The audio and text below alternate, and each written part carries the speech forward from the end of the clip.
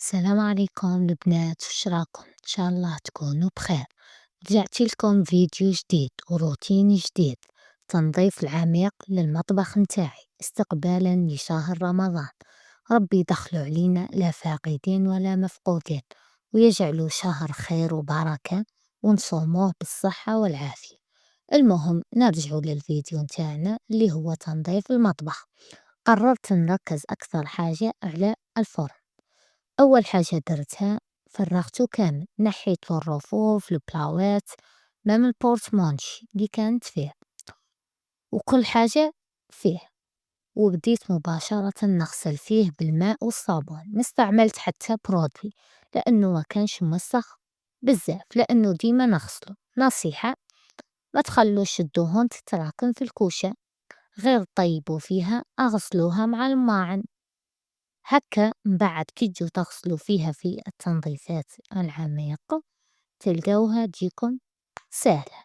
المهم كنت غسلتها كيما قلت لكم بالماء والصابون، بعدها رحت نشفتها بسربيتة تكون ناشفة، ورجعت فيها البورتمونجي دايرة فيها كل ما يخص الحلوى.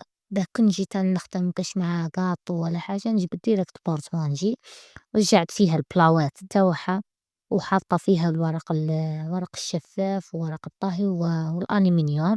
بعدها رحت مباشرة لتاع ليزي بيس، فرغت جميع العلب به نغسلهم، ورحت ديريكت غسلتهم بالماء والصابون. بعد ما كانت غسلتهم وكانوا قطروا نشفتهم، ورجعت كل علبة في التوابل الخاصة فيها. واللي ما تعرفش التوابل تلصق فيهم تيكيات هذوك راهم يتباعوا باه تقدر تفرق بيناتهم.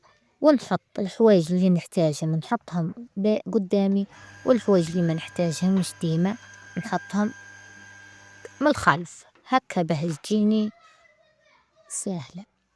بالنسبة للحبوب والعجائن، المرة الأولى كنت حاطة في بورتمونجيات في علب، كنت كل علبة مخصصتها للحبوب. أرجعوا للفيديوهات تاوعي السابقة تشوفوهم.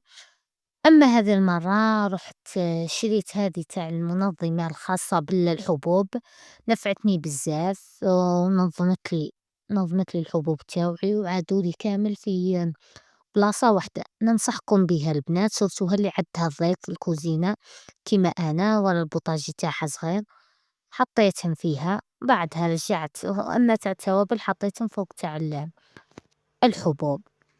بعدها عقبت مسحة للبوطاجي، فرغت السلة، ويا محلى نقا لو كان يبقى. كي يكون المطبخ تاعنا نظيف ومرتب نحس روحي مرتاحة نفسيا جسديا، ونحب نطيب فيه أكثر.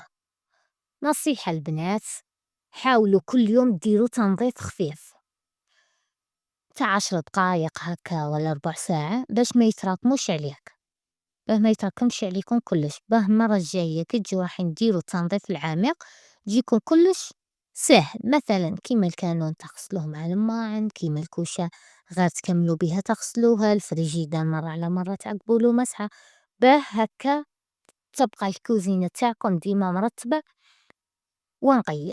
كي تشوفوا